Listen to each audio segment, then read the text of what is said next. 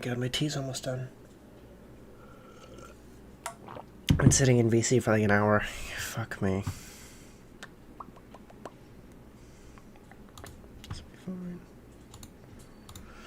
Romero, Luvion, how's it going, guys? Long time no see. Okay. Alright. Yeah, we're starting to listen. Okay, the onus is no longer on me, okay? If he wants to set it up, he can set it up now. I'm done. Manish, how's it going, man? How you doing? Manish?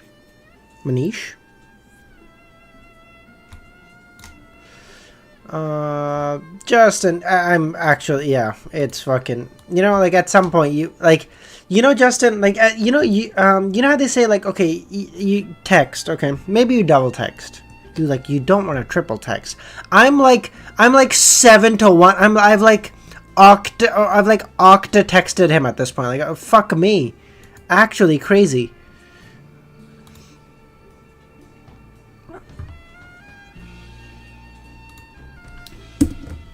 Finally I can catch a stream. Yay, Thunder. How's it going, man? Bro, in this much time I could have set up my air conditioning. Fuck. No, whatever, it is what it is. Oh. Okay. Alright. Normally I play some, like, daily games and shit. I'm just fucking, let's just start. I don't care. Amnesiac, Dr. Z, Pushcar, how's it going, guys?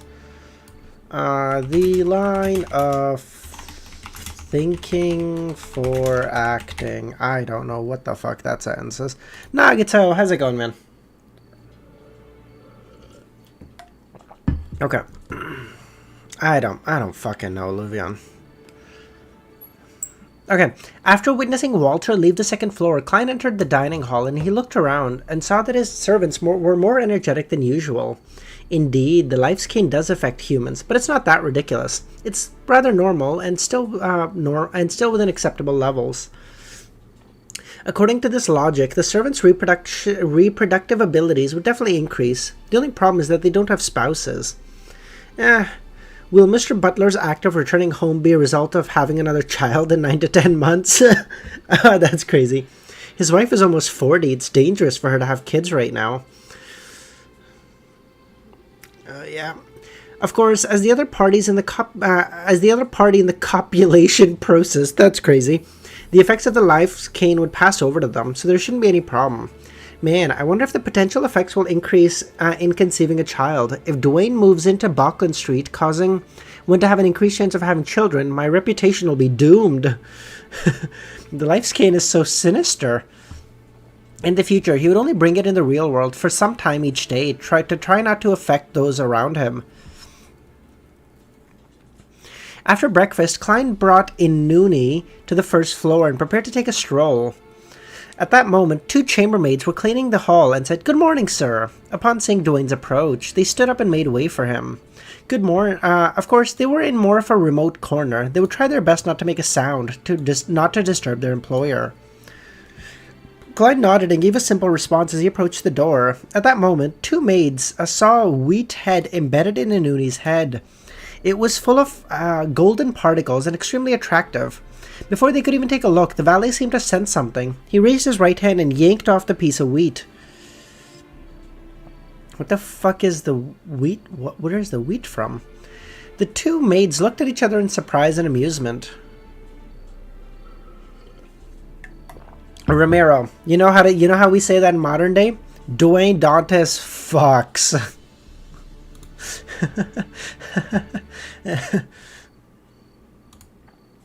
Okay, no. Okay.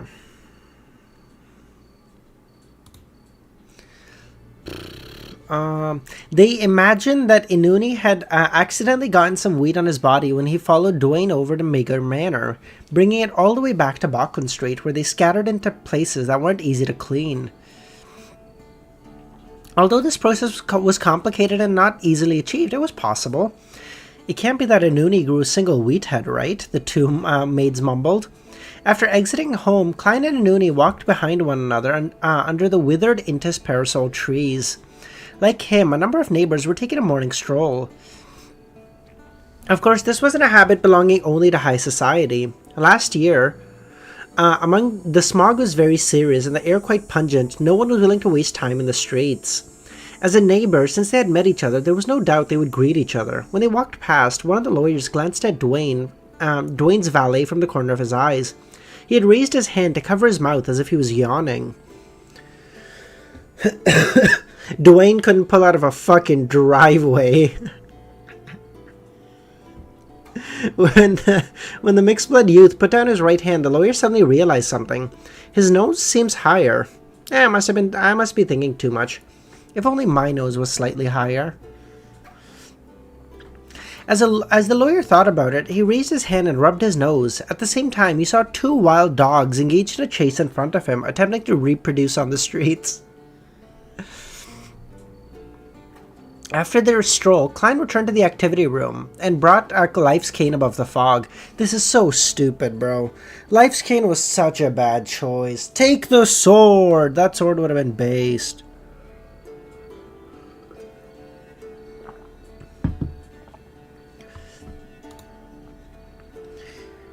Indeed, there's an effect. The main point of Bizarro Sorcerer is actually to create shocking scenes and scare people, as well as using a strange method to make people horrified. This does resemble a director. I don't really have to scare them. Peaceful daily events contain terrifying scenes, but the surrounding humans don't notice them. They only occasionally made the connection when they think about it. They would feel a sense of fear from certain possibilities. That cane in 30 minutes digested his potion way more than a sword could in a year. Maybe. But then, the sword would help him digest the Scholar of Yore. Because in Scholar of Yore, I don't think the Scholar is going to be the important part. I think of Yore is going to be the key part. I'm okay, Bullseye. I have like a ton of phlegm buildup, and it's just irritating as fuck. Got it. Whew. I almost made a giant mess there. Almost spilled my tea everywhere. We caught it. Also, bow greater than sword. You've said that before. That might be like among your worst takes. Bow is better than sword? That is like... Get me the fuck out of here. Okay, I'm not gonna lie. I spilled a little bit of tea, but like it's not that bad. It's fine. Just a little bit. I like pretty boys with bows. You have a very specific type, Dr. Z. You would have been great like 3,000 years ago. I appreciate that, Quantum. I appreciate you popping by, man. Yeah. Volume 3. Oh, I love Traveler, dude. That show is based as fuck. I appreciate you popping by. Thanks, buddy. Okay. So, I wouldn't be, are you talking from experience? No, I never use bows. Mama ain't raised no bitch, you know? After understanding this, Klein had many ideas how to digest his potion. Not only did he have to deal with enemies, but he also had to turn his enemies into the main characters or important supporting roles of a horror film. This'll be annoying. Lyola, how's it going? Yeah, no, I figured, Dr. Z. Why use bows when you have guns? Yeah. Is it better than AOT? Yes, Grand Sector. But for, like, different reasons, you know? Like, the thing is, you can't just...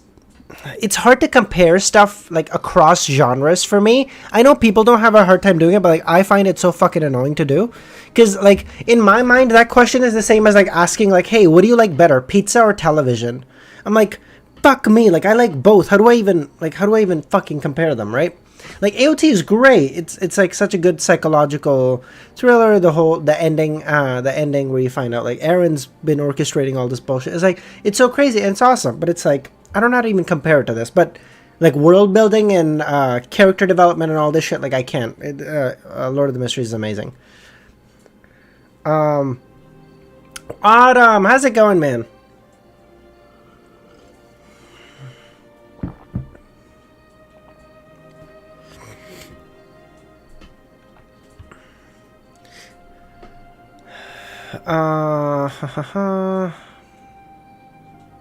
Why you AOT? When did AOT end? Fucking 2 years ago. I'm sorry you didn't fucking... Bro, it ended 2 years ago. What do you mean? That's right. As a director, I have to let my work spread. It seems like I have to let some of the actors escape successfully and spread the nightmare that they experienced, creating a corresponding myth. Oh, true. In the horrifying legends in the northern continent and the sea, how many of them were deliberately created by the bizarro sorcerers? Ugh, there must be more.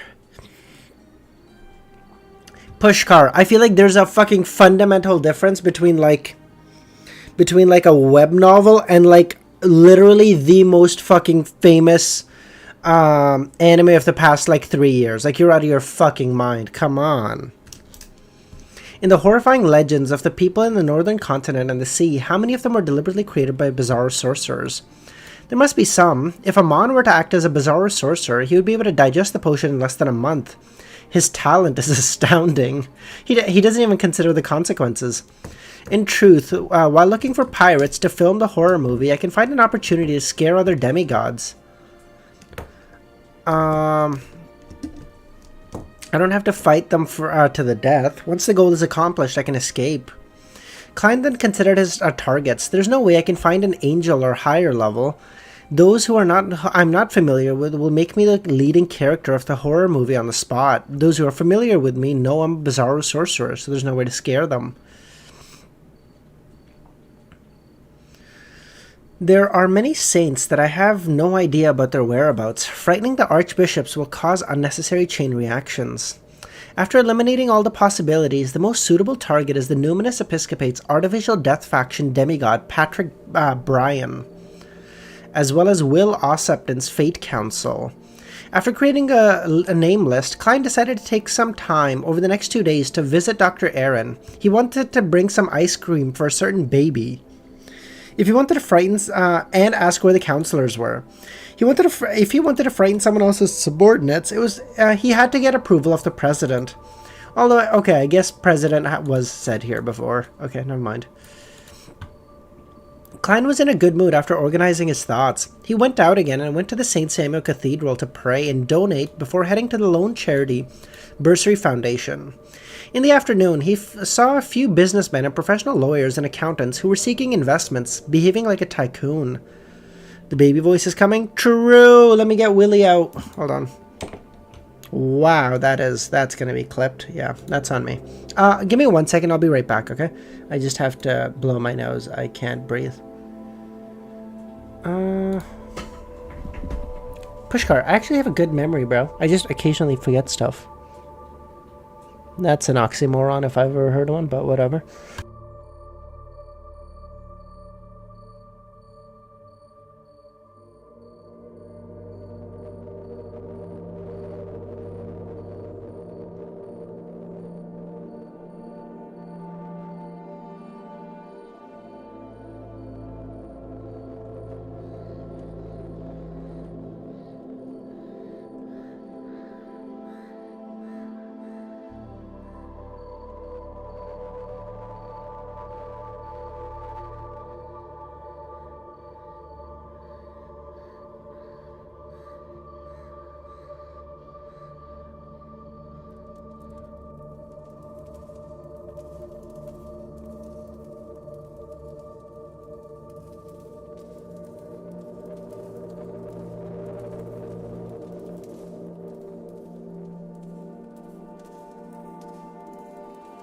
Romero, that was uncalled for, you son of a bitch, dude. I thought we were friends.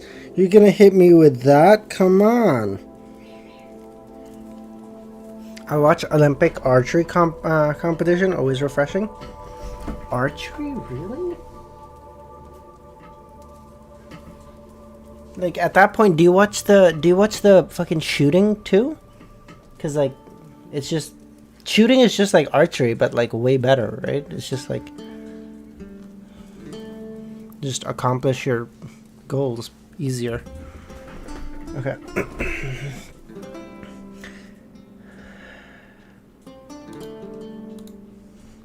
I watch professional Russian slapping. Bro, what is that thing that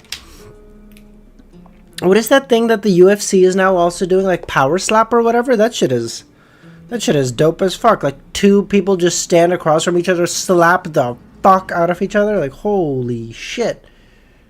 That is based.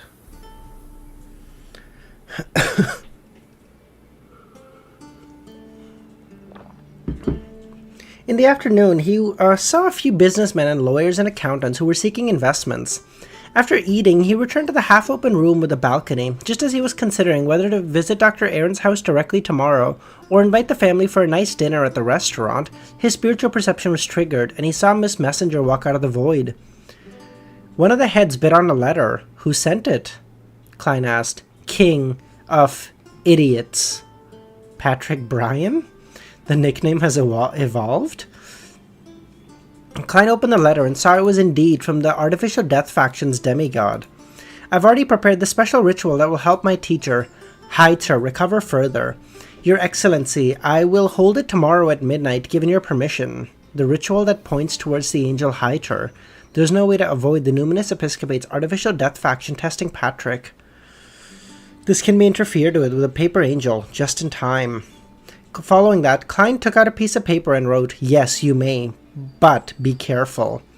In the quiet of night, near midnight, an uninhabitable clothes factory in St. George Borough, there was an open area that had been cleared. Nearly 10 black-robed figures were standing there.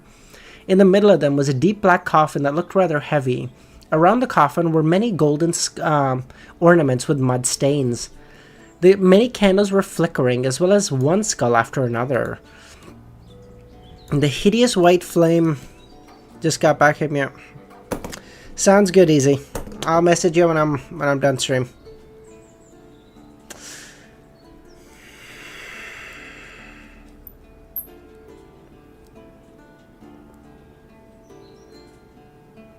It's fine. Okay. He had changed into a black... the skulls were piled up highest in front of Patrick.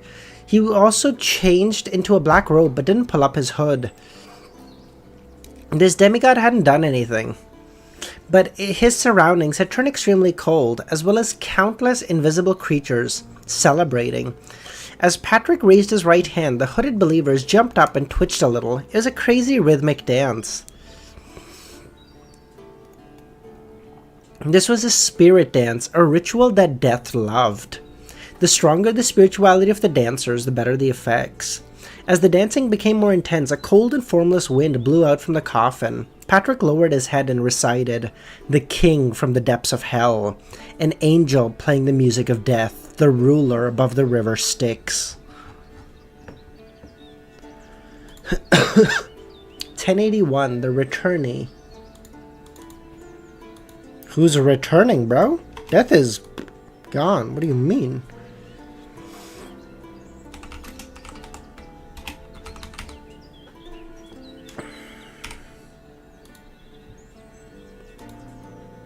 Is the Evernight gonna come back as, like, pretending to be Death? Like, oh, Death is back. That's crazy.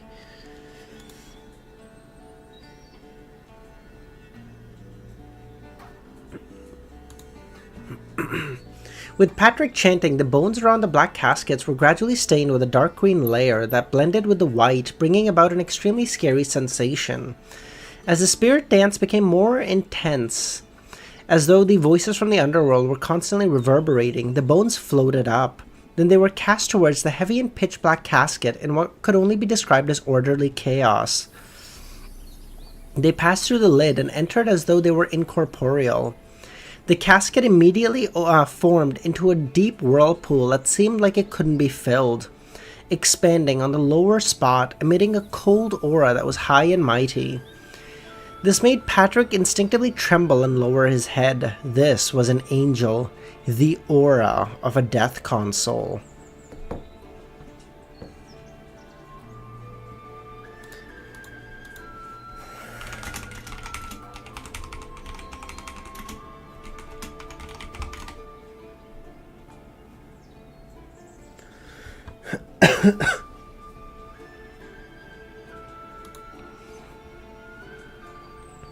At that moment, the believers of death, the ones who were dancing, all collapsed to the ground with their bodies convulsing. Above the grey fog, with the help of his marionettes, a prayer point of light, Klein heaved a sigh of relief because the leader of the Numinous Episcopate's artificial death faction, the angel who was sleeping in the mausoleum, the High Priest Hyter's test didn't exceed his expectations. Using the enslavement and control higher sequence beyonders of the death pathway had on lower sequence beyonders, he could directly obtain information from Patrick. From a certain point of view, this was an interrogation at the psyche level, something that Klein was rather proficient at. He immediately let the red priest card fly into his hand. All of a sudden, Klein had a dark red robe draped over him. His appearance looked like rust and settled gunpowder. As for his face, it was covered with a dark gold mask. Following that, he mobilized all the power of the grey fog that he could, turning them into invisible torrents that surrounded the paper figurines prepared in advance. Through the prayer light, it shot towards the undying Patrick Bryan. At that moment, Patrick's body trembled slightly due to the feeling of submission he felt towards his teacher's aura. Bro, this guy's got fucking aura. Meeting a high sequence of the death. Yeah, it's like we saw that with Azek, right? Fucking. Although I get that I can't remember Admiral Ladwell, right? I think that guy was a sequence 5. Azek came down and he just immediately just got on it. He's like, "Yes, please kill me. I can do nothing. I am nothing but an ant in your presence." And you're like, "Holy shit, bro! When did? How do you fucking Jesus?" Did you start reading Real? No, I haven't started yet, Pushkar. I do need to, though. Real.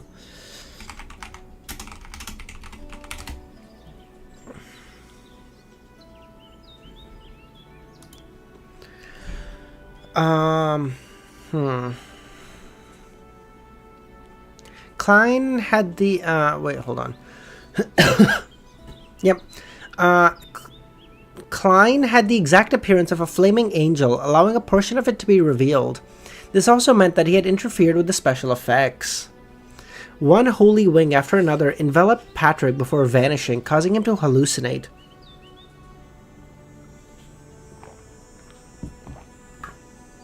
As a demigod, he quickly came to his senses and realized that he no longer yearned to submit and was able to disobey his teacher's orders. His consciousness seems to be pulled out of his body as he stared at everything calmly. At the same time, as a zealot, Patrick didn't hesitate to view the angel's embrace as a gift from death. At that moment, in the deep vortex formed in the black casket, an old, cold voice sounded out. "Not bad. Any progress in awakening God?" Patrick followed the instructions given by the Blessed and described his efforts. After a series of questions and answers, Heitzer said, "Very good. Continue doing it. I will support you. I'll send you an assistant, a Sequence 5 gatekeeper, to help you in completing the corresponding tasks to relieve your stress." My past is clean on this email. Because that's how that works, Dr. Z. You can just commit sins, change your email, and be like, "Clean. Didn't catch me. We're good."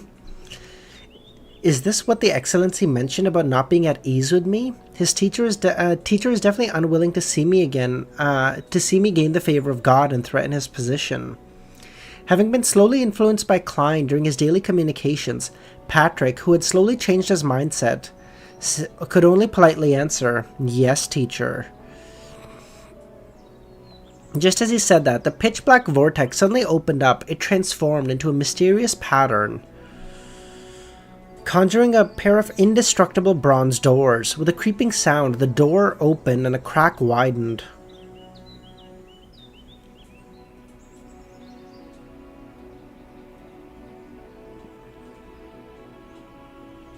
There was some darkness behind the rift. There seemed to be some eyes hidden in the darkness.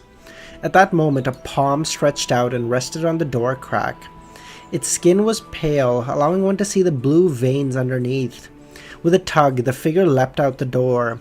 It was a young, tall man wearing a black robe and red linings of his hood.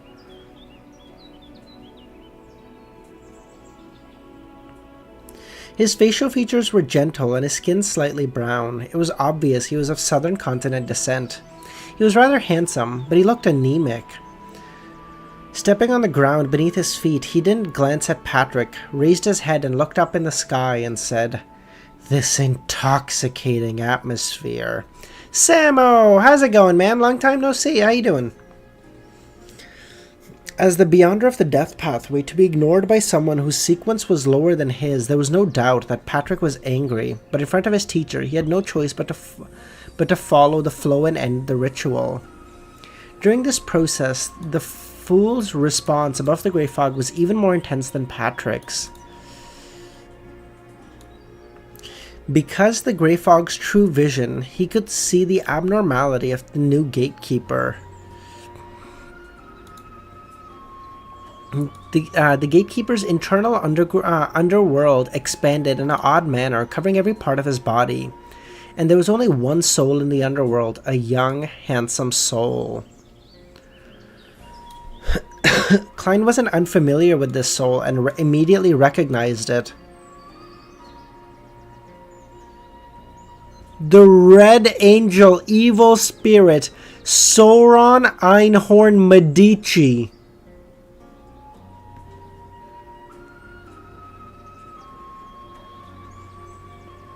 Oh, we're so cooked. Oh, we're so cooked. He's back. He's back. We're so cooked. This fellow has returned to Backlund again, and he has a certain relationship with the numinous episcopate. Clyde took out the Red Priest card and accommodated the Tyrant card before summoning the Sea God Scepter. He planned on sending the Red Angel Spirit a zap of lightning.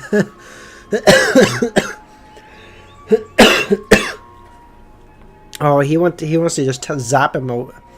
But as his thoughts raced, he restrained this impulse and gave up on that thought.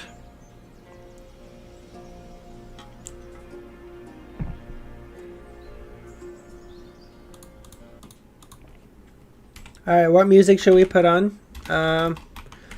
Romero? Like scary music, some mysterious music, fighting music. What are we thinking? Kami's not here, right?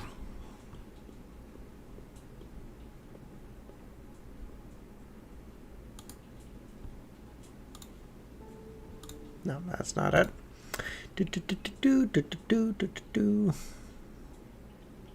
Just any creepy music. Will this work? I think this should work. Okay. This would expose Patrick's problem and let the Angel of the Death Domain guess that something happened to Artificial Death. This wasn't beneficial to the Evernight Goddess. Amidst his thoughts, he left the world above the grey fog and returned to the real world. He made his marionette leave the clothing factory and teleport away with his body. He planned on creating a shocking experience for Patrick after the ritual. He even made some preparations beforehand. Now, he could only give up to prevent the Red Angel from discovering him. Inside the clothing factory, this young gatekeeper who had been possessed by Medici pulled his hood even lower before turning his head slightly. This does feel fitting for a fucking King of Angels coming back, this music, so hype. This was the spot where Klein's marionette, Quanos Kilgore, had been hiding. Nearly a kilometer away. After staring at it, the gatekeeper smiled. Oh, he was like, "Bitch, what, do you think I don't see you?" Damn. Just as Patrick was about to say something, planning on using his identity as the person in charge to haze the envoy, his perception was triggered. He turned around in a bizarre manner. On the second floor of the building behind, in a glass room, there was a pair of black, emotionless eyes staring at them. Patrick's eyelids twitched as his body vanished. A cold wind blew, causing the glass to rot silently. With no movement, it crumbled. In the corresponding room, a skinny Patrick and a thin face emerged. He saw that the master of that pair of cold black eyes was a rough mud doll. Dracon! I don't think I've seen you here before, man. How you doing?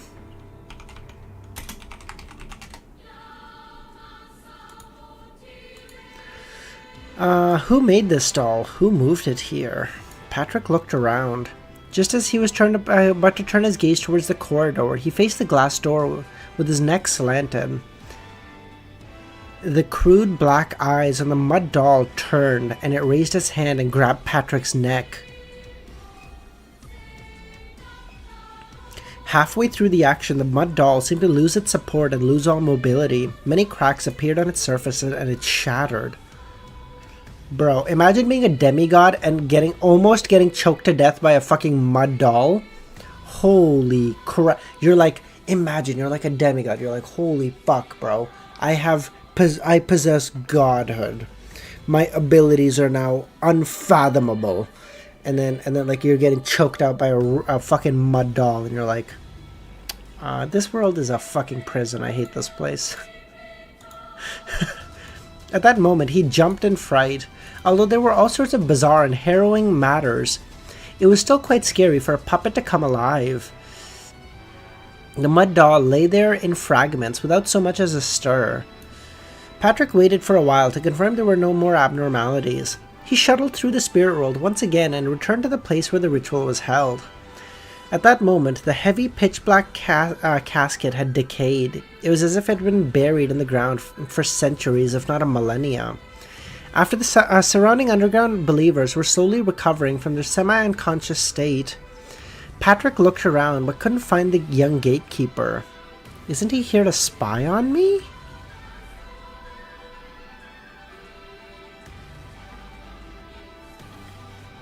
Taking into consideration all that he had seen, Patrick didn't delay any further. He snapped his followers awake and cleaned up the scene. After he was done, he heard a voice. Is this factory yours? Patrick's figure instantly disappeared and appeared again, now facing the person who spoke. It was the young gatekeeper who had gone somewhere. No. How could he do such a thing in his own factory? That'd be so stupid. Not too dumb, the young gatekeeper nodded. Where did you go? Patrick asked. I visited some familiar spots and met a friend. You still have friends? Who did you meet?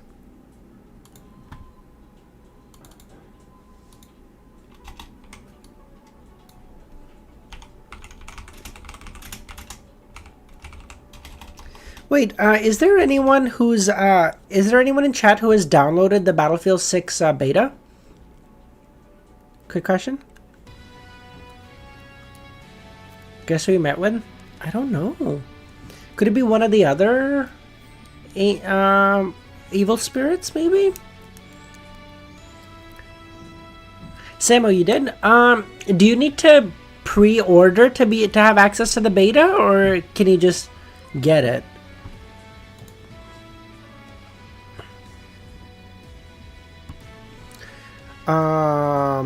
Okay. 160 Backlund Street, inside Dwayne's mansion. After teleporting back, he didn't delay at all and set up a ritual to pray to death. No, you don't have to pre-order, just had it 3 days. Oh, okay, cool. Okay, perfect. Good lord. You are the essence of death. You are the lord of death. You are the final home of all beings. I pray for your help. I pray that you will know how to resolve the problem of the Red Angel. He has possessed the body of a gatekeeper and is cooperating with the numinous episcopate's high priest Hyder. He has come to Backlund and been made an assistant to Patrick. But you should call it World of Tanks. Tanks are so busted. Well, that's what betas are for, right? It's to figure out those kinks, so that's okay. And plus, Samo, I hate to break it to you, but even in real life, tanks are kind of busted, you know? I don't give a fuck what kind of AK you have. If I have a tank, I win that every time, you know, so. Ignoring the possibility of seeking out Ariana, or whether he had the ability to finish off Medici, even if he could, once the Red Angel disappeared, the numinous episcopate would immediately understand that something was happening. He could then connect it with the other abnormalities, and that there was something wrong with artificial death. Then, using his own level and status, possible sealed artifacts, and his familiarity with the pathway, he might be able to create mutually harmful destruction. Mad. That's the like overarching thing that we use for like militaries that have nuclear weapons. It's known as MAD, mutually assured destruction. It's like, hey motherfucker, if you nuke me, I nuke you, and then we all die. Okay, so you don't nuke me, I don't nuke you, everyone's okay. If he ignored Medici, this evil spirit who was a conspirer wouldn't take long to detect something abnormal with Patrick. No matter how I deal with it, there's going to be a problem. As expected of an angel of the war domain, even if he is a 3-in-1 spirit body, he can still create unresolvable problems.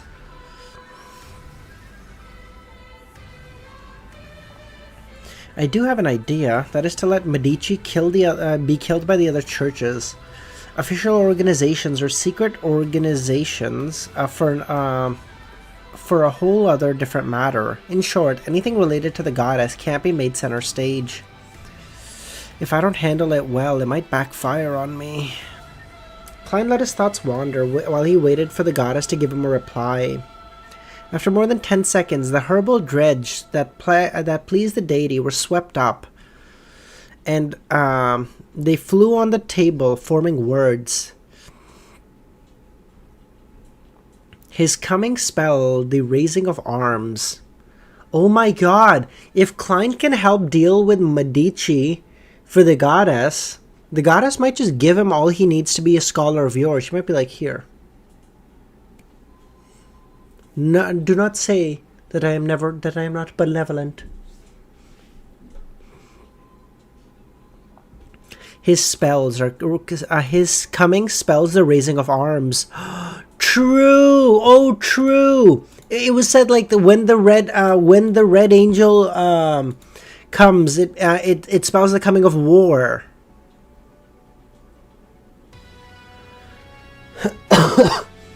Due to the king's problem, Lone had fallen into the shadow of war. Hence, the red angel symbolized that war had arrived. This means that it might no longer be possible to stop. Upon reaching sequence 1, one would become a symbol of certain phenomena. As these thoughts flashed through Klein's mind, the wind came to a halt. There are no other revelations? Klein confirmed that's all it was and ended the ritual. Yes, you're right. Thank you, Dr. Z. Oh. This is great! This is great! What other way is there for common man to make a name for himself than in the shadow of war? We're gonna become a fucking general! Klein then walked to the table and sat down. After 15 minutes, he didn't usher in the arrival of Ariana. I don't have to deal with Medici. I should just leave him be? Or is there another solution?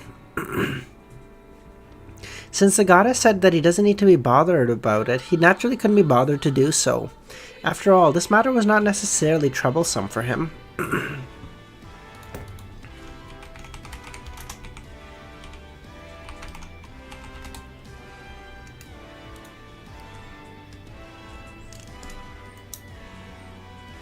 Evernight, when Klein asked how to deal with the War Angel, we prepare for war. What is that saying?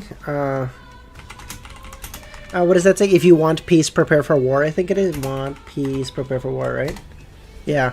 It's like, alright, motherfuckers. Alright. We haven't done this in 1,000 years.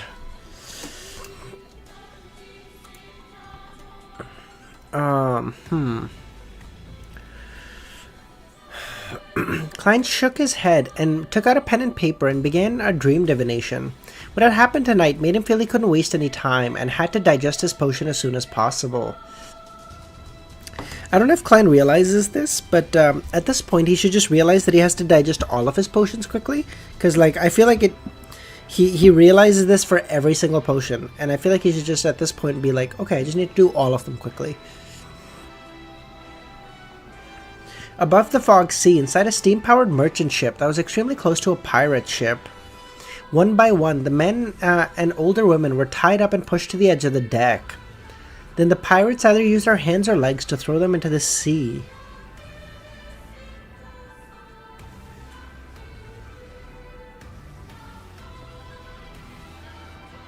Bro, this is just... They just committed like 18 war crimes. Or that might be crimes against humanity, maybe, actually. Just because it's not a war, so... Yet. The splashing sounds didn't affect the pirates at all. After clearing the captives, preparing to enjoy the pitiful bugs struggling, but under the light, the dark sea boat quickly undulated. They sank so quickly, a pirate blurted out. The leader of this pirate crew frowned and said, perhaps there's some sea monster passing by who treated those who dared to resist us as food. Perfect timing. If we feed it, it won't attack us. Everyone, enjoy yourself. As a fairly experienced pirate, he knew that there were many strange things at sea. It was best not to seek out the reason. After he had made sure that there were people on duty, the pirates began drinking, eating, and singing. In the noisy and lively atmosphere, the pirate led a beautiful passenger that he had long taken a liking to the captain's room. In the middle of the night, the tired pirate captain stretched out his right hand and touched something cold. He jolted awake. Through the crimson moonlight shining in, he saw a piece of coarse wood in his arms. A series of branches with green leaves grew out of the wooden block, hugging him like a human's limbs. This motherfucker he fucked a piece of wood? Bro, that's curtain. God. As he pushed away the wood, jumped off the bed and stumbled back. Was I with such a thing previously? His mind was filled with terror. Outside, there was a pirate on duty. How can I be happy to steal your ear? When the pirate saw his leader open the door, he quickly asked, those tree huggers have gone too far! Nagito, you're bro, Nagito, this is what happens. Okay, you see, Nagito? This is what happens, okay? This is why you're never gonna be a fucking mod. Oh my god. The pirate leader had originally wanted to chide the other party for secretly drinking, resulting in his incoherence, but when he looked up, he saw that his subordinate's mouth and surroundings were filled with golden grains. Even the surface of his tongue was covered in dense cloisters. The pirate leader's scalp tightened. At this moment, the door across the corridor opened. A pirate shouted out, "Oh no, boss! I have a lot of mushrooms growing out here." Frank?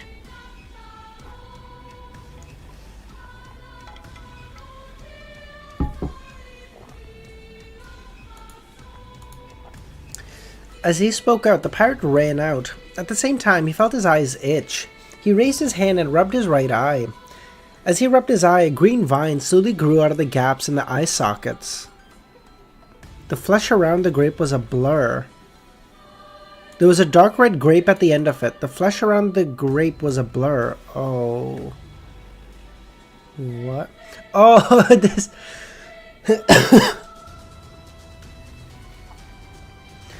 The pirate leader's body froze when he saw this. He said, What did you guys see?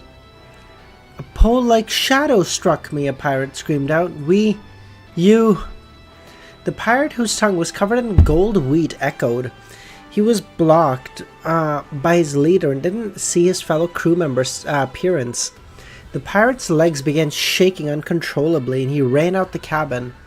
At that moment, he saw a shadow from a pole rapidly sweep towards him. Frankly, with Life's Kin would be devastating.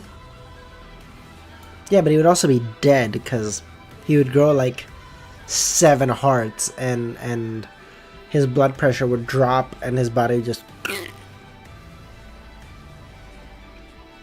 Then he suddenly, the pirate leaders was just a beat slower before he subconsciously raised his hand to block. This was obviously not effective. Then he looked at himself in panic. Thank God. Thank God. Then he heard a slightly muffled voice. Thankfully. Thank God. The pirate's pupils dilated to the extreme. He then saw 3 cracks appear in his chest, 1 big and 2 small. 2 rows of white teeth were neatly arranged in a large crack, and in the middle of the crack were 2 nimble eyeballs. It was an eye and 2 mouth.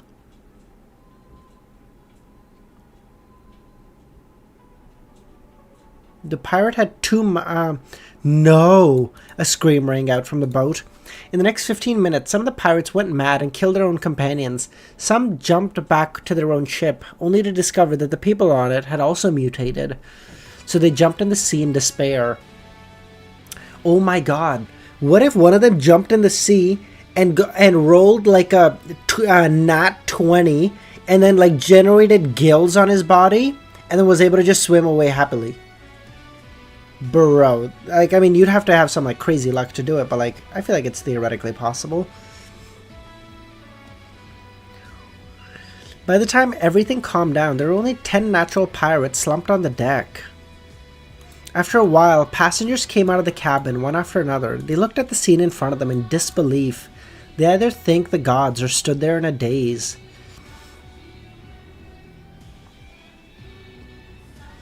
It was early in the morning. Klein got out of bed and began to wash up. Just as he was changing his clothes, he saw Walter walk in and said, "Sir, the bishop is here to pay a visit." "Let him wait for me in the activity room. He can enjoy a cigar," Klein said. He suspected that it was a response from the goddess. Get the die of probability? Nah, it's gonna hit you with like a 2 out of 6 and then you just fucking immediately die or something. You should play Mage Arena? What is Mage Arena?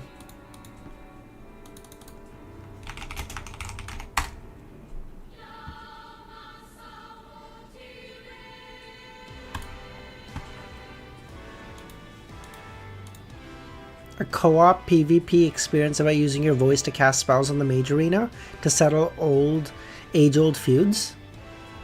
Is this it? You can cast spells with your mic? Oh, that does sound pretty cool. Fireball! Fireball! Fireball! Fireball! Yeah, I'm just gonna do that infinitely. Walter immediately turned around and went downstairs to make the arrangements. He then said, Sir, the bishop has already bade farewell. He wanted me to tell you that you must go to the cathedral in the morning, that the church and the government are going to hold air raid drills. War is starting!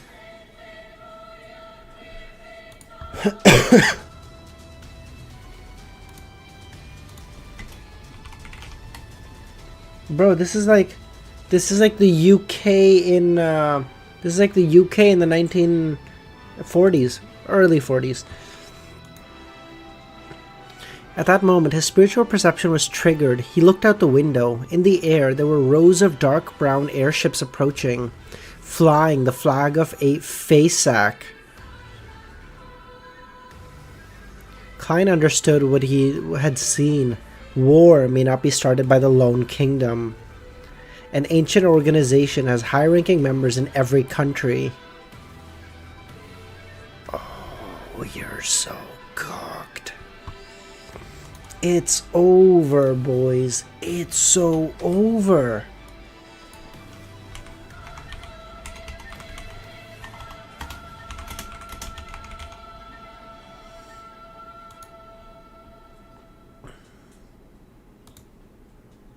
Alright, Klein, there's only one thing to do now.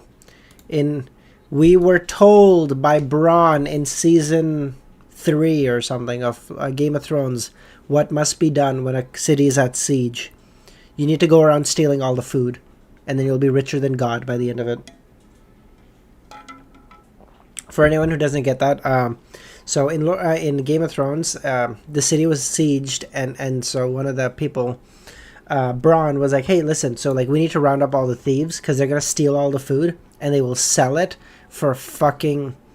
Yeah, Kami, if you wanna send the new one, I'm happy to.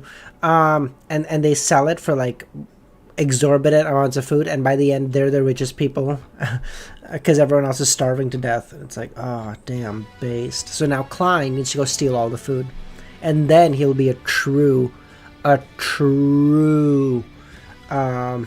tycoon.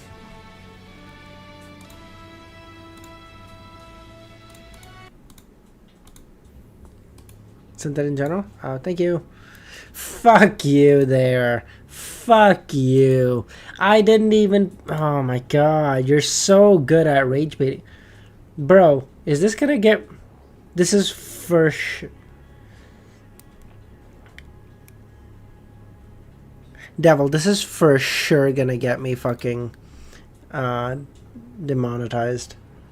No, you know what? We'll stick with the Devil May Cry music. It's fine. Was just watching that show. Fuck you. No, you weren't. Yeah. Although the Sonia Sea wasn't like the Fog Sea, with it often being filled with fog, the northern region would occasionally fill up with rather thick fog. Bug, how's it going? Aldous Wilson's Blue Avenger was sailing in such an environment, following the borders of the Sonia Island back to the lone coast. Samo, tell me, who the fuck is Braun? Tell me his fucking title, and I don't know what I will do, but I will make it up to you. Tell me his fucking title. I dare you. No one else, just Samo. He had already spent too long in the North Sonia Sea. Within the pale white... Username, what did I spoil? Within the white fog, the ghost ship quietly proceeded forward. He's introduced in episode like 3. I promise. Nothing new. Alder was wrapped by the wind as he stood in the midair in front of that window, admiring the white world outside. Wow. Wow. Alger only appreciates the world because it's white. What a fucking wow. I've never watched or read Game of Thrones. Yeah, that's what I fucking thought. Dr. Z, what is it? Wait, you seem to have forgotten. The first volume, Alger asked Audrey if King wants war, and she answered they're postponing it till things settle down. War is always there, waiting. War is always there, true. Suddenly, his eyes focused on a silvery white light flashing past him. He saw a huge sail through the fog. The ship wasn't alone. There were 1, 2, 3, a fleet of ships.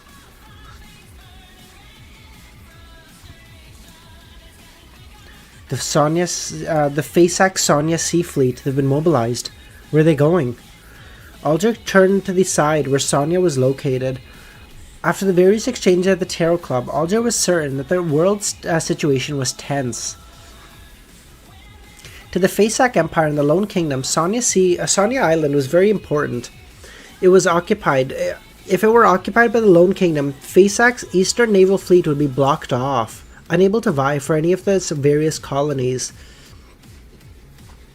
Meanwhile, after waging war, if they wanted to threaten the Lone Kingdom's hinterlands, they would have to cross the Amantha mountain range or cross the Midsea Shire, passing through the defenses of certain counties. If the Sonia Island were conquered by the Fasak Empire, they could use that as a base to attack all the ports in the north and central region of Lone, including but not limited to Enmat Harbor or Pretz Harbor. If the Fasak commander was more daring and unfazed, he would be able to directly target the capital of Backlund. Song not good for right now? You think so? God, I love this song. I could listen to it all the time. I don't even care. Okay, Vanitas?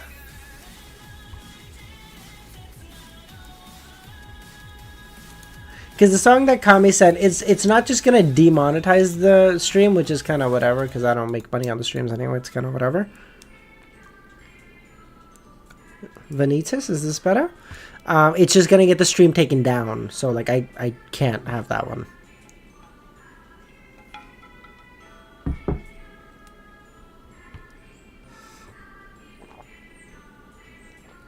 It was precisely because of this that the two countries had waged the 20-year war. The Fasak Empire had clinched victory. In the Battle of the Violated Oath, Lone won the war but failed to regain this territory. Is war about to start? Alger thought. In Backlund, a large number of airships from Fasak had entered the North Borough. As they drew near, the Holy Wind Cathedral seemed to have made certain precautions. The howling of the wind intensified, turning into several giant bluish-black blades that whistled towards the target like air-to-surface missiles. Like surface-to-air missiles, rather. Hold on. But why would the Holy Wind Cathedral even be helping? I feel like the churches would want to stay out of this, no? Wouldn't the churches be like, hey, listen, we don't fuck with countries fighting, okay? Because if they get involved in this, then in the Fasak Empire, they just won't let the Wind Cathedral, or they won't let the Church of Storm just stand.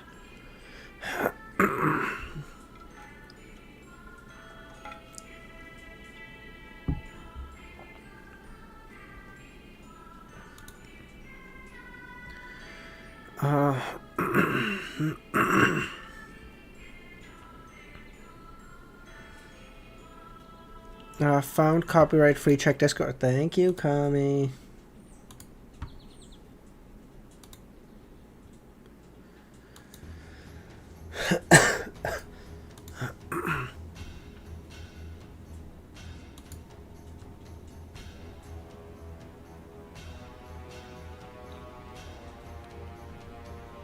Remember anchors? The citizens is also the deity's anchor?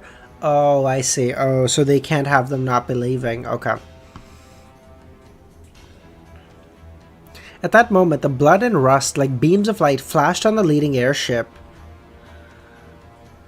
They enveloped all the other accompanying airships. Suddenly, the Fasak fleet stabilized in the hurricane and was no longer a puny bloat in gigantic waves. The power of the high-level Red Priest pathway belonged to war, and a war was the art of gathering the masses. This was the authority of a war bishop. After the Physicians blocked this wave of attack, they took advantage of the gap in between the waves of attacks to deliver their bombs through the hatches. In the hurricane, the trajectories of the bombs became unpredictable.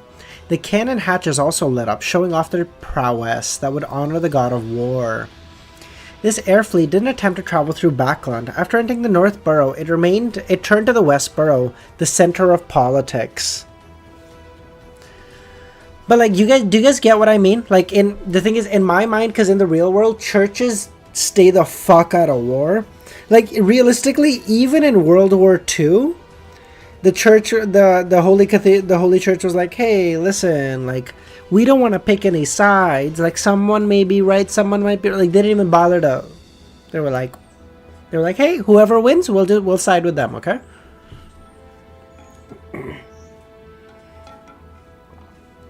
Yeah, no, I know I get what you mean now, Romero.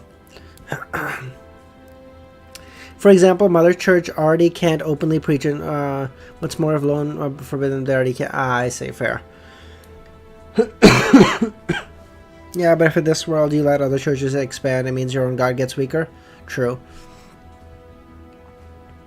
As a member of the Institute of Higher Learning, as the first batch of students were reorganized of this reorganized university, these young students were full of vigor. They looked around to their future. They were happy and pure.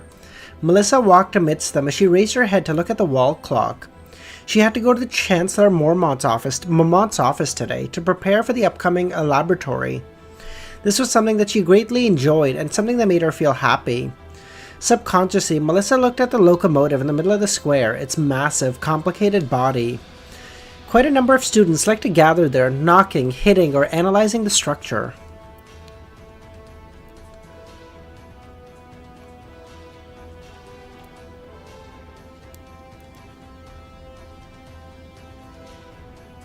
Melissa's not gonna die. Melissa's not gonna die. The corners of Melissa's mouth curled up into a smile. Suddenly, a metallic gray object descended from the sky and landed in the middle of the square. Boom! The ground shook violently as all the windows of the main teaching building shattered. If not for the distance, Melissa might have been thrown up by the blast. Countless screams rang out, and like all other students, Melissa fled in panic. She was only 16. She had no idea what to do. Are you saying that knowing what kind of... No, I'm saying that knowing that you guys said it before it showed up and Romero didn't remove it. Which means it's not a spoiler, which means you guys are trying to confuse me. Motherfuckers, I've got your number. Just because I act dumb sometimes, you guys can fuck right off.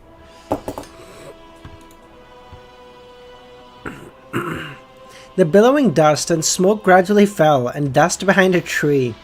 Melissa subconsciously looked at the spot where the explosion had just occurred.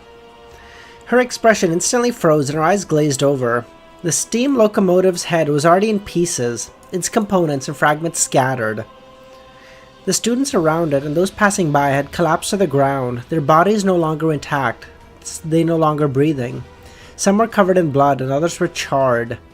The scene looked like an oil painting. Melissa stared at it in a daze.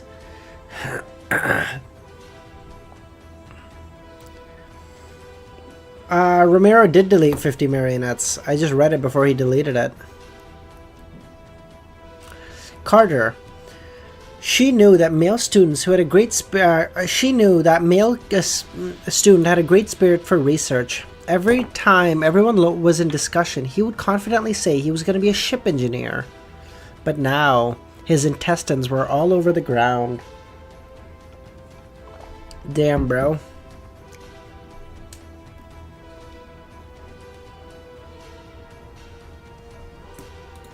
Hold on.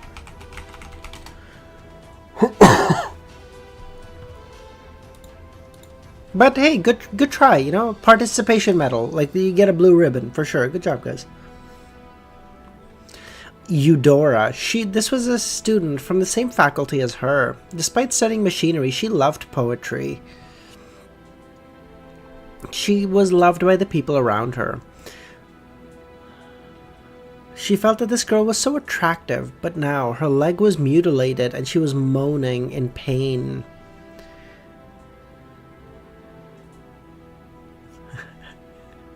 Damn, bro. In just a few seconds, these people's futures had changed. It was only when the teachers rushed out of the building block and began to rescue the injured students that Melissa woke up from her trance. Listen to me, all of you, split up into two groups. A batch will head to the laboratories and the other to the Tiffany Cathedral. They all have underground areas you can hide in. Don't worry, the enemy warships have already turned and gone to the Westboro. There is no more danger here. Westboro? The Parliament? The municipal halls are there, Melissa thought. As the light in her eyes flickered, she pursed her lips and ran towards the school gate, ignoring the calling of her teacher. As she moved along a sheltered area, Melissa quickly arrived at the street, panting heavily and looking around, trying to get her bearings. At that moment, she saw the subway entrance. Although she was flustered, she remembered what her teacher had said. Underground area that you can hide in. Isn't the subway underground? The bombing has just started. The subway hasn't stopped moving yet. Oh, she's gonna go to Benson! The subway had indeed not stopped, but no one was checking the tickets. After a short wait, Melissa ran over, with her face filled with anxiety. After 3 stops, the subway stopped at Kings Avenue. Melissa squeezed through the crowd and rushed to the carriage. She had already recovered her stamina. She ran up the stairs. At this moment, whatever she could see in a state of chaos. Buildings were collapsed and they were burning in scarlet flames. Broken limbs, blood, and the dead everywhere. Melissa became more and more anxious as she ran to the Ministry of Finance. The area had already been sealed, and she could see many window panes shattered, walls riddled with bullet holes. Melissa tried to enter the perimeter but was stopped by the soldier. At this moment, he saw a familiar figure. It was Benson. "Why are you here? Why aren't you underground? I'm safe here. Quick, follow me." You didn't go underground either, Melissa thought. After he shouted, he let out a breath and said, it's good you're okay. Don't just run on the streets."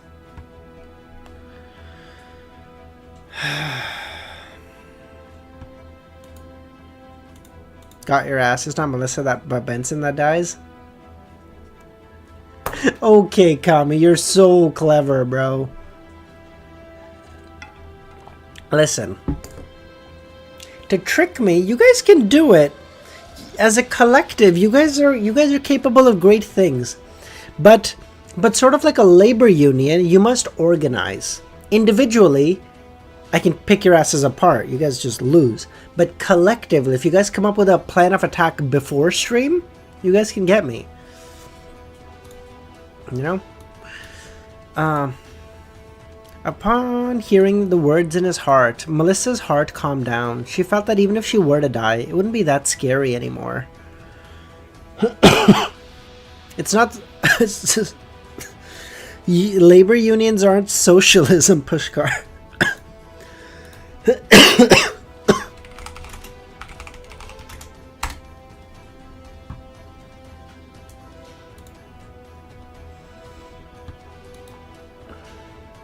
Yeah, exactly. The Leonard MC tactic was like a great one. You guys had, it was very clever. You were all put together. You had like a clear plan. Like, hey, we're gonna do this.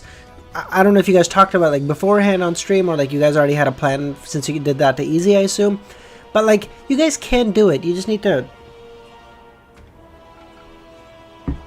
At that moment, a bomb was blown over by a hurricane and landed towards the area.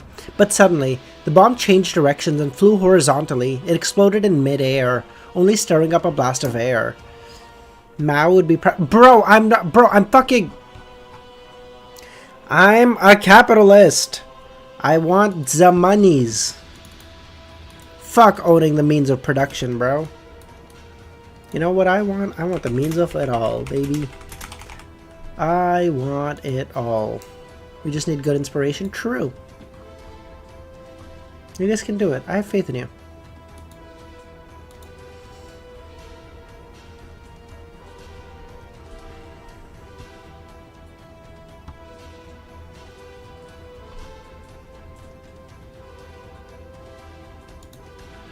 As long as the capital flows through my pocket, I'm a bad capitalist. True.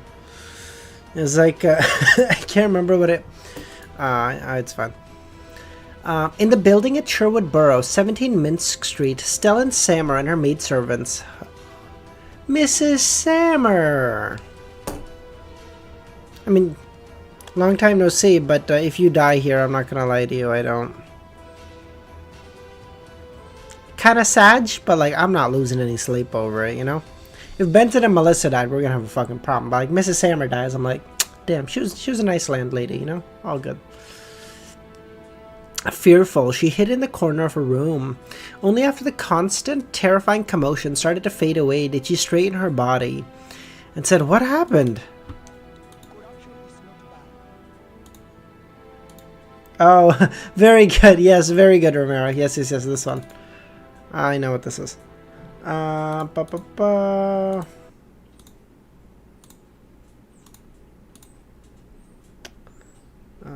Here.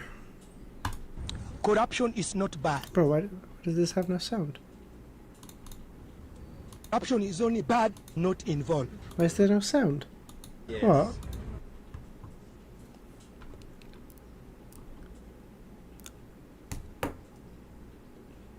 There's no sound. Ah, fuck. It's fine. If I'm part of the corruption... Wait, there's sound... Wait, you guys hear it? What the fuck? Am I... Corruption is... I don't hear it. Corruption is not bad. Corruption is only bad if I'm not involved. Yes. But if I'm part of that corruption, I'll defend it.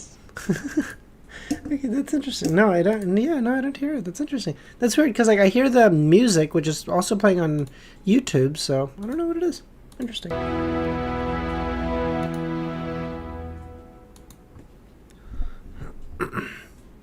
It's fine.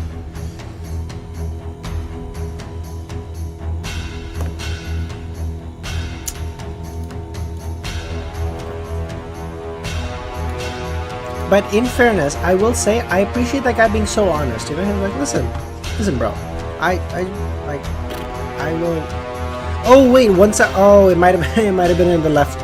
Oh, it might have been loud. Oh yeah, sorry. Yeah, music is loud. Yeah, it's fine. Wait. Oh, hold on. Hold on. Yeah, it should be fine now. Wait. Is it? Maybe it's just in the left channel. Oh yeah, it's just in the left channel. I didn't have my left ear button. That's why.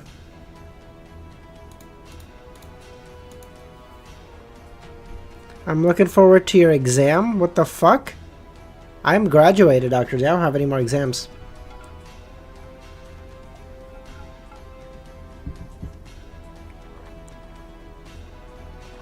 Excuse me?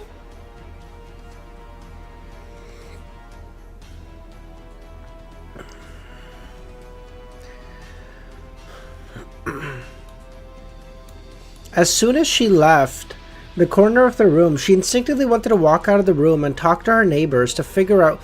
Fuck, no. No.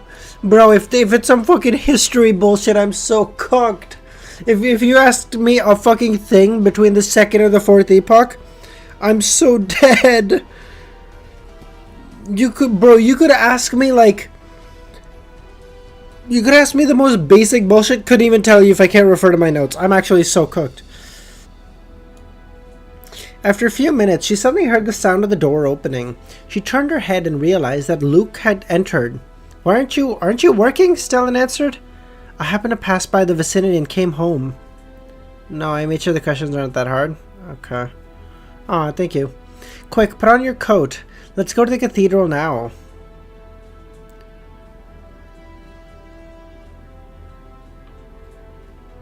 Trick question. There's no one named Farbauti, Samo.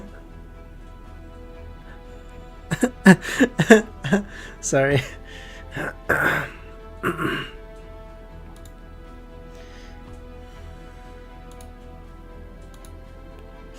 Wait, hold on. I gotta clear up. I have so many fucking tabs open. It's like probably eating away at my RAM to no end. I'm playing Battlefield? Oh shit, nice, Khaled. You were able to get on? Someone else messaged that it was like, like there was a huge queue.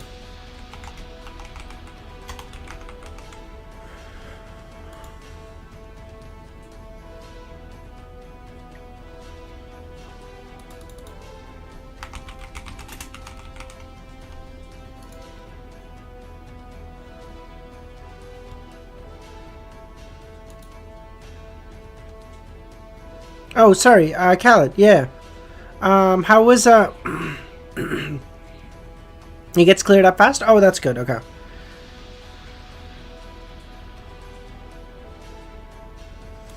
Okay, sorry, I just had to check something. What was the 1793 word of the third volume? Oh, yeah, it was, mom. Yours, in particular. What is the difference between ancient Hermes and other mystical languages? Wasn't it like Hermes can like stir the powers of nature better than anything else except for like Jotun or something? I don't know.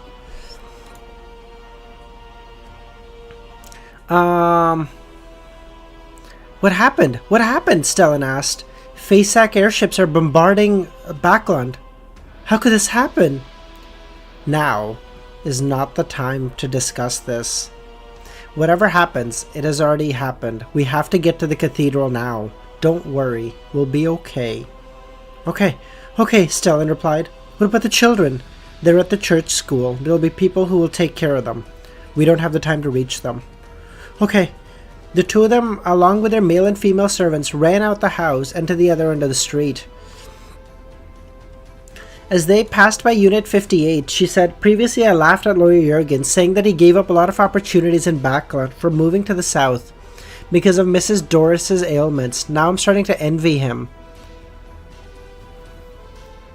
Don't worry, it'll be okay. Though to play the game you have to turn off secure boot? You have to turn on secure boot? Oh, that's fine. You have an AMD GPU? No, I'm just kidding, it's fine. Bye, Zaza. Luke, are we fleeing Backlund? No, there's no need. This was just an accident. What the fuck do you mean accident, bro? You think Faceac was like, tee-hee, I didn't mean to bomb you guys. Sorry. We were doing like a practice drill and it like got out of hand. My bad. Backlund is the capital of the kingdom. It has to be the most well defended. This was just an oversight. They won't have a chance next time. Pfft, doubt it, bro. We have the strongest military in the northern and southern kingdom. We'll teach them a lesson. After all, Backlund is the safest place to be.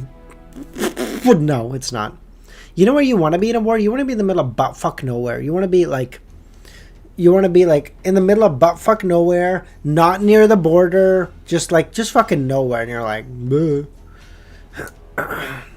What are your PC specs? I have AMD 5600X and RTX 3070. I'm gonna need to upgrade probably next year or so.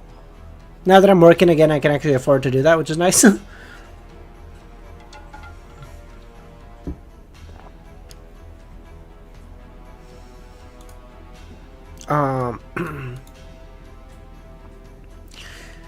I see. Stellan felt that her words made sense. But after that, Luke fell silent, but we still need to make some preparations. Once the church announces that we can move freely, we'll fetch the children back and buy some more food. We'll buy as much as we can. Fucking called it! Braun! Sir Braun of the Blackwater is a genius! Can you guess how the airships can get to Backlund without being detected? The blessing of concealment.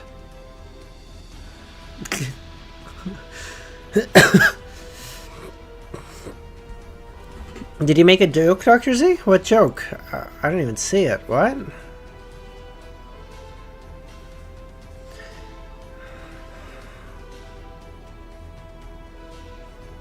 Before anyone says the blessing of concealment Evernight is actually on their side. Yeah, I know, dipshit. That's why I said it. Inside the public school in the Backlund Bridge area, due to the censor, Daisy and her classmates didn't know what was happening, nor did they see the chaos.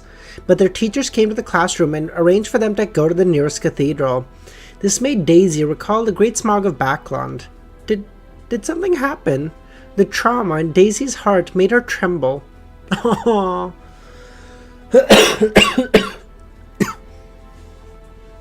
Is it another disaster? Maybe. The teacher didn't know the details and was only following orders. Is there a disaster like this every year? Aw, poor Daisy. The teacher looked at her with pity and said, "All the difficulties will pass. God will protect us." Northborough, 22 Phelps Street. After hearing the explosion in the Bursary Foundation, the first thing Audrey did was to conceal her dragon scales. She saw the airships with the Faceac flag out the window. She realized that the words that Gehrman had said had become reality. War had erupted.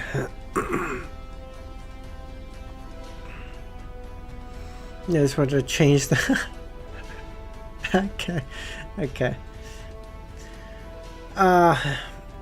She then turned around and said to Susie and Annie, "Quick, hide in the St. Samuel Cathedral." Although Audrey didn't know how to deal with the air raid, she had received education from a young age to go to a cathedral as soon as possible if there was danger. In fact, she instinctively wanted to run home to protect her family, but considering that Annie and the other servants were ordinary people and couldn't deal with such a thing, she had to take care of them too. In order to resolve any danger that she might encounter along the way, she planned to put on Hand of Horror and Lie on one hand, and she could use Distort, the trajectory of bullets, with the other. In the face of long-range attacks, Beyonders of the Spectator Pathway were not very effective. While secretly protecting her servants and staff, she entered the cathedral and saw the bishops. Miss Audrey, you don't have to worry about the Earl and his wife, as well as Lord Hibbert. We sent people to protect them. An air raid like this won't harm them. Besides, you know how grand your family basement is. What's the current situation like? She asked. The Physicians have lost 2 airships and have moved to the Westboro. Don't worry, all the defenses have been mustered. They won't cause any further damage. 160 Backlund Street. Butler Walter and a group of servants hid in the underground area used as a wine cellar. This was done under Dwayne's orders, and this gentleman had head out to find the bishop. After an unknown period of time, Walter and company heard a knock on the door. There aren't any more raids now, but it's best you hide in the cathedral for now, Klein said. Yes, sir. And after that, Walter replied. As a qualified butler, he often read the papers and knew the situation. It wasn't difficult to guess that a war would break out. Once the church has verified the situation, we'll head to Mager Manor. Bring your families. No matter what, the capital is definitely is a relatively safe place. Bro, are you out of your mind? You think war breaks out and like, do you want to be in Washington DC if you're in the States, or you want to be in Toronto if you're a Canadian, or you want to be in Moscow if you're a Russian? Fuck no. You want to be in the middle of butt-fuck nowhere, away from the border with no natural resources, just nothing. You're like, not me.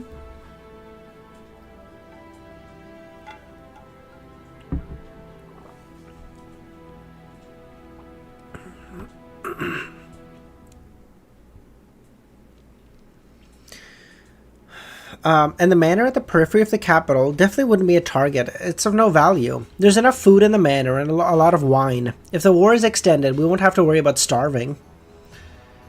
Upon hearing the employer words, the servants who had already formed a family were relieved. Walter expressed his gratitude and said, "You can buy more food. Under such circumstances, no one will find it excessive. Also, there may not be any more attacks near Backlund, but I can't say the same for security. The manor outside the city must be on guard. I've considered this. I'll discuss with the Member of Parliament Mock and military personnel about buying a batch of decommissioned weapons and bullets. Anyway, during this time, Inuni and I will return to Backlund to handle certain things. If there's anything I haven't considered, I'll deal with it later." As for the food, he didn't forbid Walter from buying it. This way, if a famine did happen, he would be able to save them. Aw, that's sweet. Hogwarts is... Jefferson! That's a great... Oh, that's such a good comparison. Hogwarts is the safest place to be. Motherfucker, it was till the fucking... It was. Not anymore. You're out of your fucking mind. Oh my god.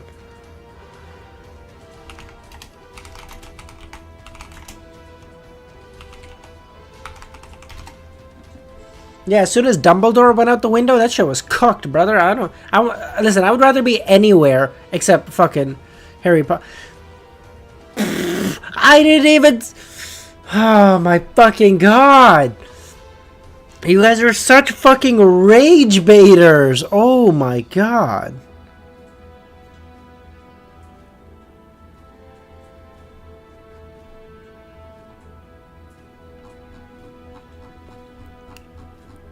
I can't...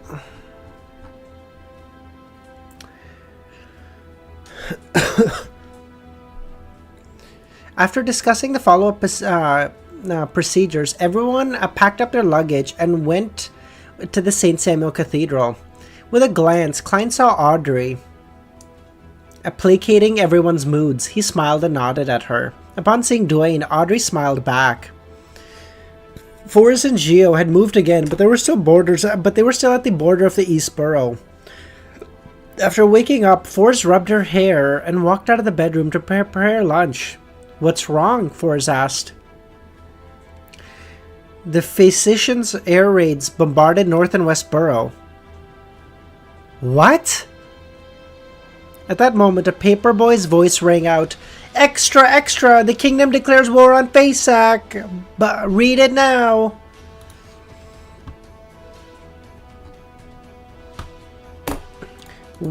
When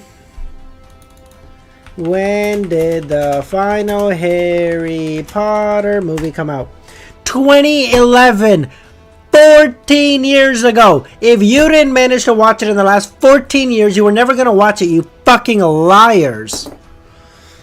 Oh my god, you guys are actual fucking rage baiters, dude.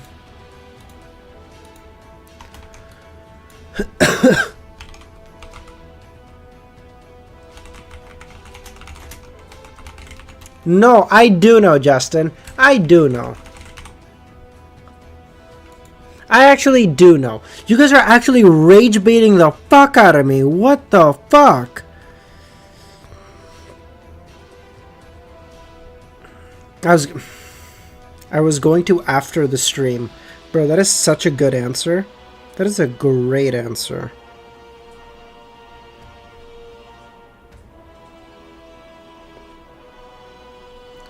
Oh, by the way, don't spoil Breaking Bad. Yeah, you ready? No, I'm sorry. By the way, fuck. Oh my god, my arm hurts so bad. I went to the gym at like midnight yesterday, and I just fucking went ham. Okay, what's a good place to end, by the way? Because like, no one's at home right now. I'm alone, so like, if y'all are up for it, we can keep streaming. I don't care.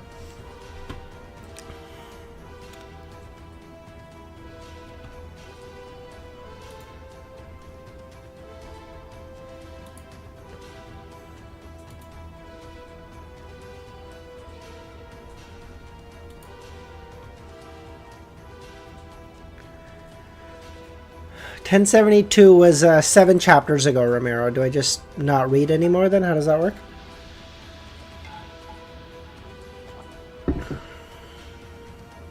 $1,400? Okay, that's doable. No problem. Just gotta lock in for real.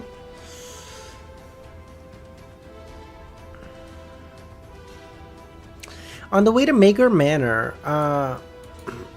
Klein heard the paperboy shouting as well. "Extra, extra, kingdom declares war." Although he had already made preparations, he still sighed. The grudge from the Sonia Island, territory taken away, the conflict over the rights of the colonies. The rich and poor divide only grows. 1091? You want me to read 6 more chapters?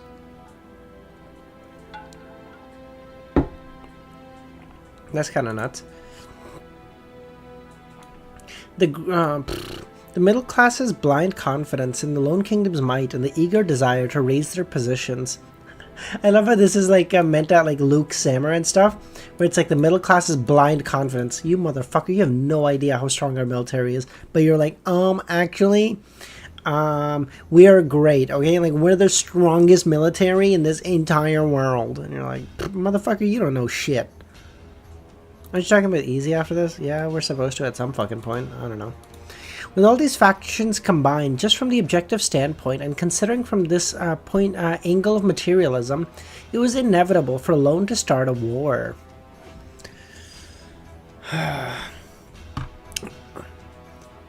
Jumping from his experience, Klein scrutinized the Lone situation. He realized that the tides of the time had completely formed and were surging. Without a true deity's descent, it was unstoppable. In comparison, what puzzled him more was why the Faceac Empire was willing to initiate war. Even if the members of the ancient secret organizations were members of the upper echelon of the Faceac and the God of Combat Church, there's no way they alone could make such a decision. Could it be the conflict between the various classes has also escalated to the point that it needs a war? But they just won the East Balam War and reaped more of their rights to the colonies. The Einhorn family is in control of the Red Priest pathway. It's understandable that they crave war, but the Church of God of Combat has no reason to stop it. As a member of the Orthodox Deity Alliance, they lack the motivation to help Amon's brother advance to Sequence 0. Isn't it the warrior pathway or whatever?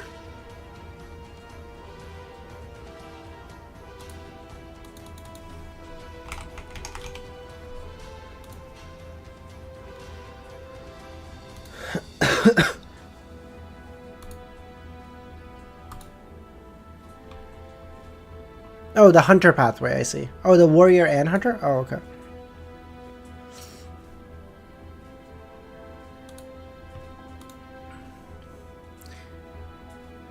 Did Adam realize that the goddess has already acquired the uniqueness of death? So he revealed this information to the Church of God of Combat?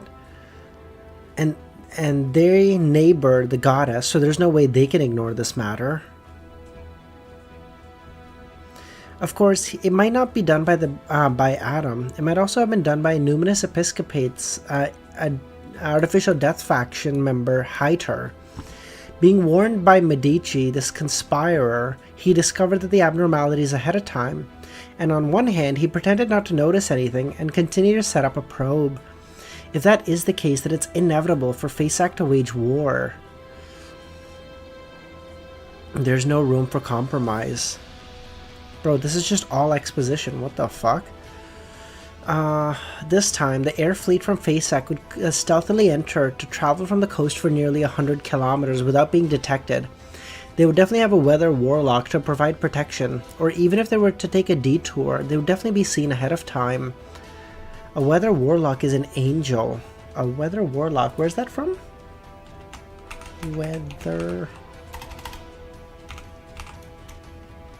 Hunter Pathway Sequence 2. Okay.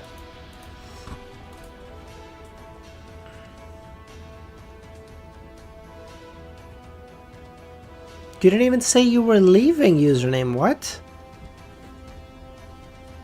Oh, yes. Yes, you did. Sorry. Bye, username.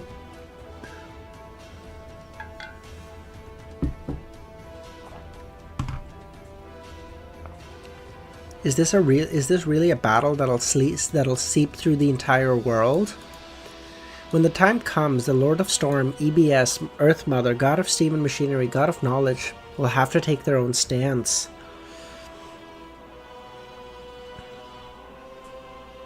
I literally just found it. No, Justin, I don't think it was Leonard. I think it was Gio.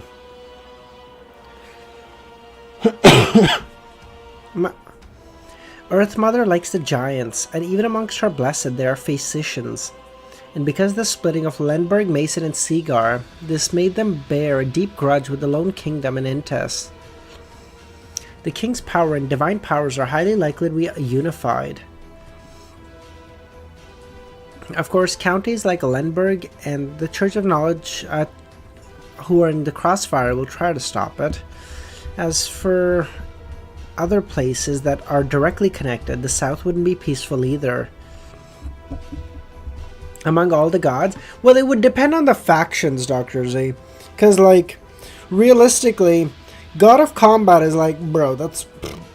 I probably want to be on that guy's side, you know? But, I feel like the Evernight Goddess is like a pissing distance away from becoming a super god.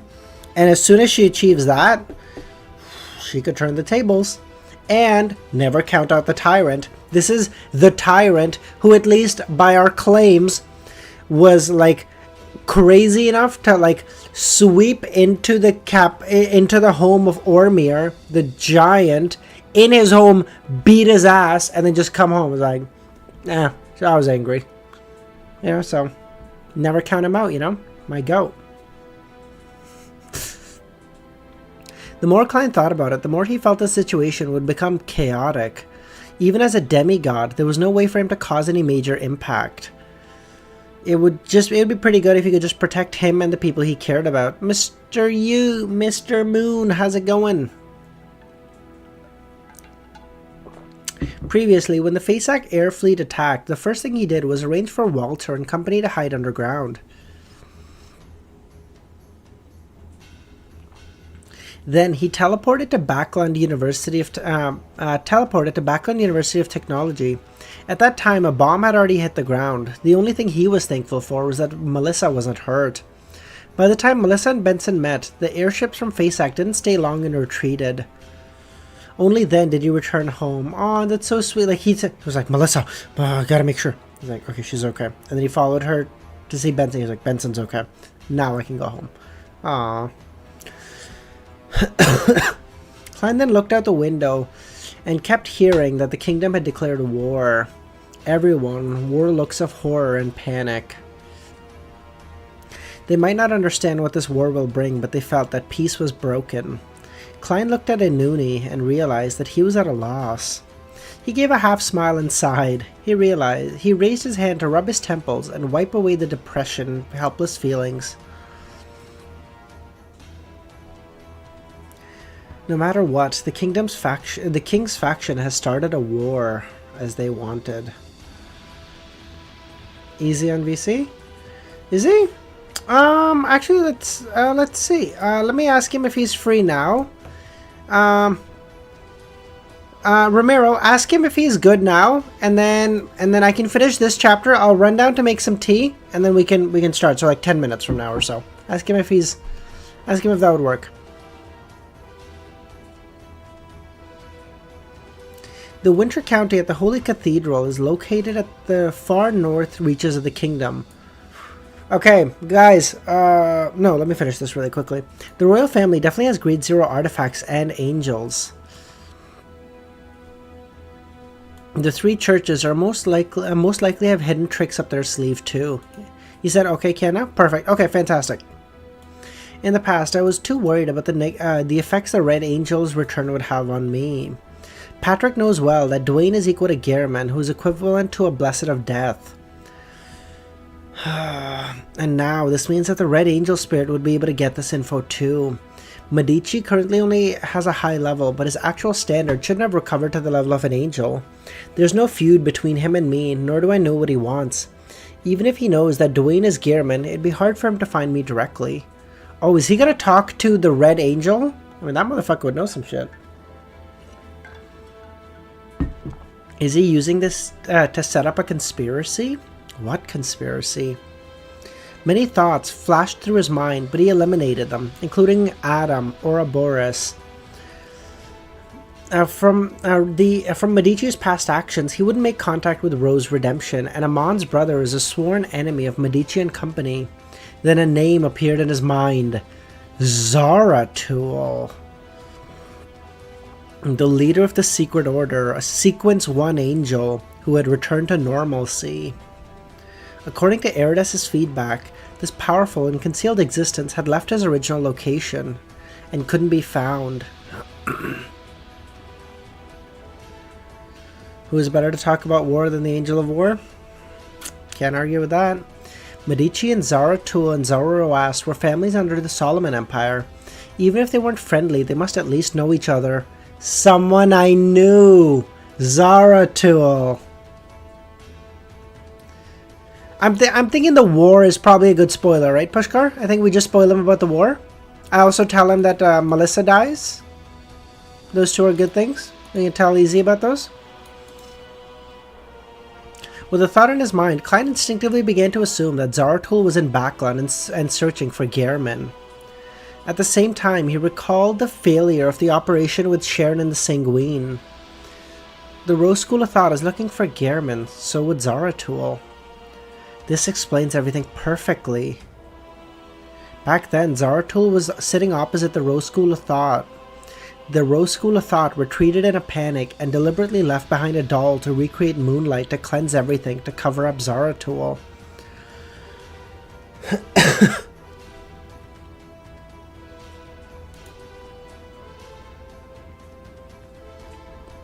Also, the fact that Gehrman has a certain relationship with the Death Console isn't a secret.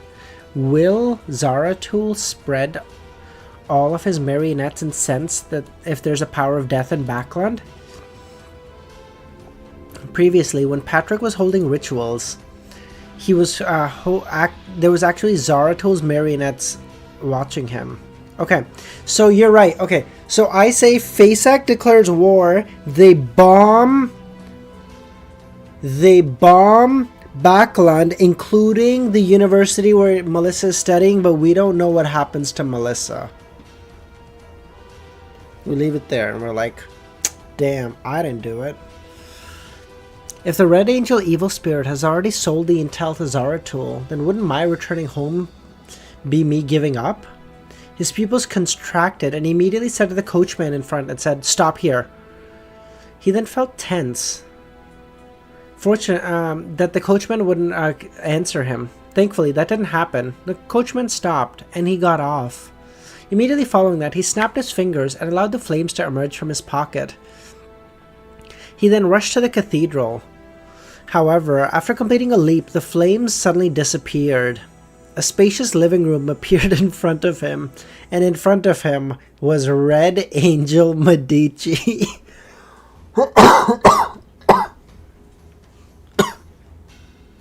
Oh god. You actually sensed it earlier than I expected. Using flame jumping in front of me? You fucking idiot. In front of me? You think I couldn't tell?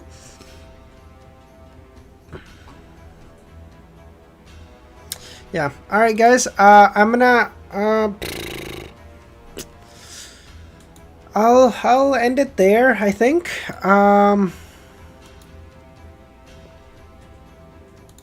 Alright. Wait, actually, you know what? How about I just... No, there's no point. Most of you will meet in the Discord anyway. It's all good. So yeah, I'm just gonna go make some tea really quick, Ramiro. I'll be back in 2 seconds, and then we'll join I'll join VC and we'll talk. Okay. All right, all right, guys. Next stream when? At night, so like probably 5 or 6 hours or some bullshit. I don't know. Maybe, I don't know. All right, that's it, guys. I'll see you guys in a bit. Bye, guys.